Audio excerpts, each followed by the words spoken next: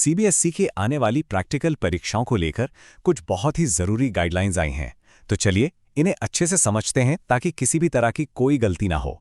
तो चलिए शुरुआत करते हैं सीबीएसई के एक बहुत ही सीरियस वार्निंग से।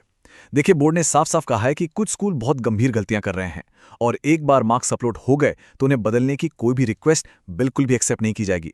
मतलब एक छोटी सी भी गलती बहुत भारी पड़ सकती है, इसीलिए ये गाइडलाइंस इतनी जरूरी है। तो सवाल यह है कि इन बड़ी बड़ी गलतियों से बचा कैसे जाए। घबराने की कोई बात नहीं है। हमने इन ऑफिशियल गाइडलाइंस को एक बहुत ही सिंपल, समझने में आसान प्रोसेस में ब्रेक डाउन कर दिया है।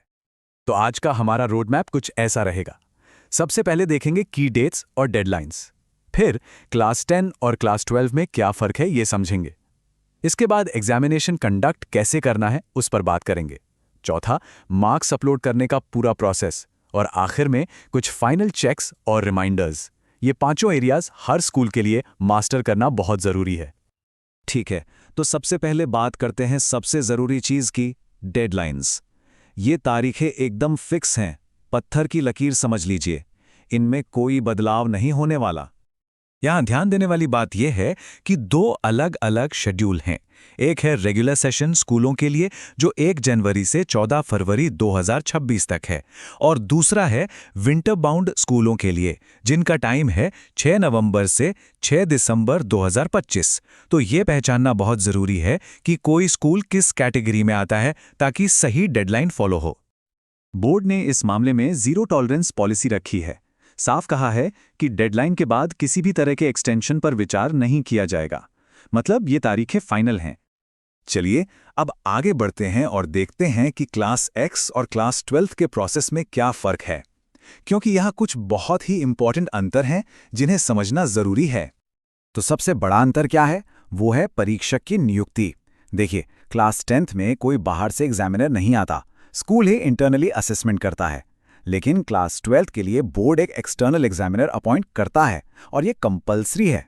स्कूल अपनी तरफ से कोई और अरेंजमेंट नहीं कर सकता। एक और बड़ा ऑपरेशनल डिफरेंस है और वो है आंसर बुक्स को लेकर।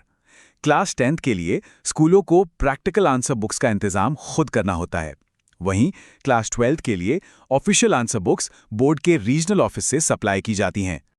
ओके, तो अब आते हैं एग्जाम कंडक्ट करने की बारीकियों पर, यानी एग्जाम वाले दिन क्या क्या करना है। यहाँ हम क्लास 12th के प्रोसेस पर ज़्यादा फोकस करेंगे क्योंकि वो थोड़ा सा ज़्यादा कॉम्प्लेक्स है। एक स्मूथ एग्जाम डे के लिए सबसे पहली और सबसे ज़रूरी चीज़ है बैच साइज का सही मैनेजमेंट। पूरा प्रोसेस यहीं से शुरू होता है। नियम यह है कि एक सब्जेक्ट के लिए ज़्यादा से ज़्यादा 30 स्टूडेंट्स का एक बैच बनेगा और पूरे बैच का असेसमेंट एक ही दिन में ख़त्म करना होगा। प्रोसेस काफ़ी सीधा है। पहला स्टेप 30 स्टूडेंट्स तक का बैच बनाना।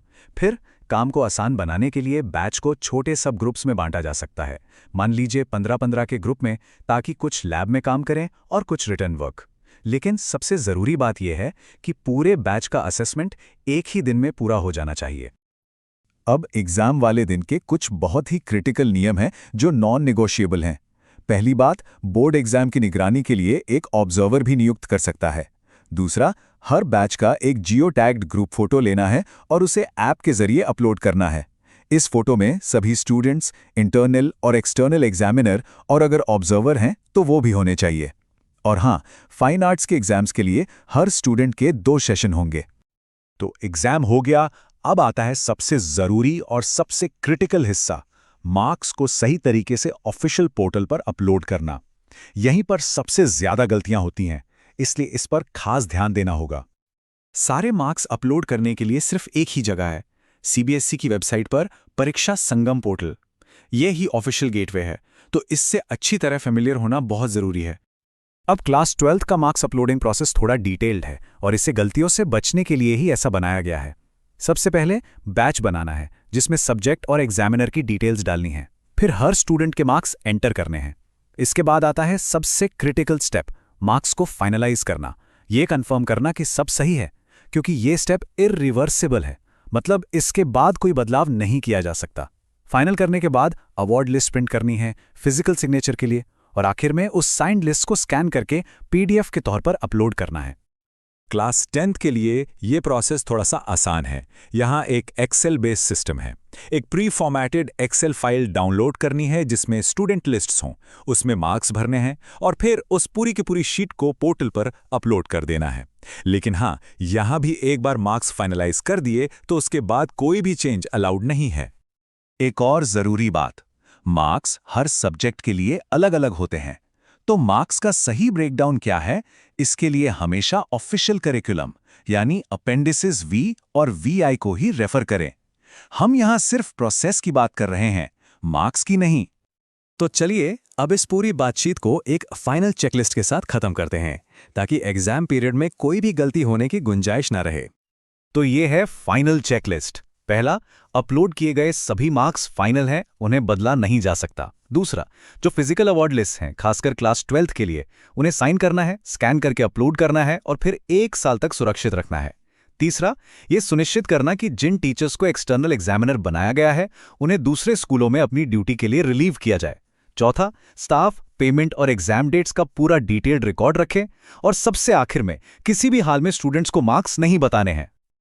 और एक बार फिर बोर्ड की तरफ से यह सख्त चेतावनी है कि मार्क्स को फाइनल करने के बाद उनमें कोई बदलाव नहीं होगा। इसीलिए पूरी प्रोसेस में बहुत ज्यादा ध्यान देने की जरूरत है ताकि सब कुछ एकदम सही हो। तो आखिर में सवाल यही है कि क्या स्कूलों की प्रक्रियाएं एक एरर फ्री परीक्षा के लिए तैयार हैं? ये सवाल अपनी टीम के साथ ले जाने वाला है, ताकि ये पक्का हो सके कि जो भी कदम हमने आज समझे हैं उनकी प्लानिंग ठीक से हो और हर कोई उन्हें समझे। Welcome to The Explainer. Today, we are breaking down the official CBSE guidelines for the 2025-26 practical exams. So, whether you're a student, a teacher, or you're running the school, you're gonna want to listen up. Let's dive in. So, you might be asking yourself, why all the fuss? Why are these rules so incredibly strict this year? Well, the thing is, it's not really a sudden change. The CBSE is tackling a problem that's been causing headaches for students for years. And this quote from the official circular, it gets right to the point. In the past, simple typos and data entry mistakes have led to massive problems and a huge wave of requests for corrections after the fact. So, the message this year is loud and clear. The system is designed to stop those mistakes from happening, and once the marks are in, they are locked for good. To get our heads around all this, we're going to walk through 5 key areas. We'll start with the big picture, the main goal behind these rules.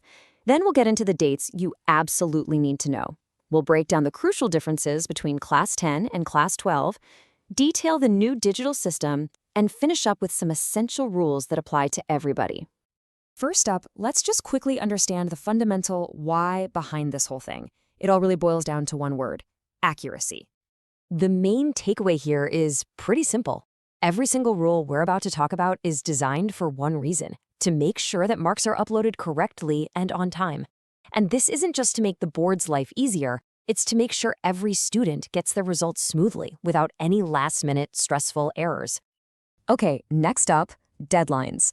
This is the part where you might want to grab a pen because you'll want to circle these dates on your calendar right now. So you'll see 2 different timelines here. For winter-bound schools, the window is November 6th to December 6th, 2025. For everybody else, it's January 1st to February 14th, 2026. But here is the most important rule for both groups. The marks have to be uploaded on the very same day the assessment happens. That means no more saving them up to upload at the end of the week. It's got to happen in real time. And just to make it crystal clear, the board has put it in writing. There will be no extensions. These deadlines are absolute. That means your school's planning and execution have to be on point from day one. Okay, this next part is really important. The process is not the same for everyone. So let's break down the key differences between how practicals are handled for Class 10 and Class 12. This chart gives you a perfect side-by-side. You can see for Class 10, the whole thing is pretty much an internal school process. But for Class 12, wow, the stakes are way higher. The board appoints an external examiner, they supply the official answer books, and the marks have to be uploaded jointly. They might even send an observer to make sure everything is being done exactly by the book. And here's the number every Class 12 coordinator needs to burn into their memory: 30. That's the maximum number of students allowed in a single practical exam batch. This is all about better management and making sure each student gets proper attention during their assessment. Now, let's get into the how. Everything we've talked about is managed through a mandatory online system, so understanding this digital workflow is absolutely non-negotiable. The heart of this entire process is the Pariksha Sangam portal. You can think of it as the mission control for everything. This is the single online hub where schools will log in to create their batches, enter the examiner's details, and, most importantly, upload those final marks. For Class 12, the process is very specific, so let's walk through it. First, you create your batch of up to 30 students. Then, on the day of the exam, you upload the marks. Next, you finalize, and this is the absolute point of no return. After that, you print the award list, get it signed by everyone, and then scan and upload it. And they're not kidding when they say use a proper scanner, not your phone, to make sure it's perfectly clear. And for Class 12, there's a whole new layer of verification. A group photo is now mandatory for each batch, and it has to be taken inside the lab. This photo has to include everyone, all the students and all the officials. But here's the really clever part. It has to be uploaded through a specific app that geotags the location and timestamps the image. It's basically undeniable proof that the assessment happened when and where it was supposed to. Okay, so for Class 10, the process is a bit more streamlined, but just as strict. Schools will download a pre-formatted Excel file from the portal, they'll enter the marks for internal assessment, and then they'll upload that exact same file back. Once it's uploaded, they get one last chance to review the data before they finalize everything. And this brings us to maybe the most important warning in the entire manual, which applies to both Class 10 and 12. That Finalize Marks button is exactly what it sounds like. It's final. Once it's clicked, the process is over. There are no do-overs, no corrections, and no appeals. This step demands absolute 100% precision. Finally, let's cover some of the universal rules that apply right across the board, for students, for teachers, and for school management. These are the principles that are meant to protect the integrity of the whole exam process. So to keep things fair, a few key rules apply to everyone. First, marks are confidential and cannot be shared with students until the official results come out. Any cheating or use of unfair means will be dealt with very strictly. If a student is absent, they're marked as rescheduled, not just absent, and they have to be assessed within that official window.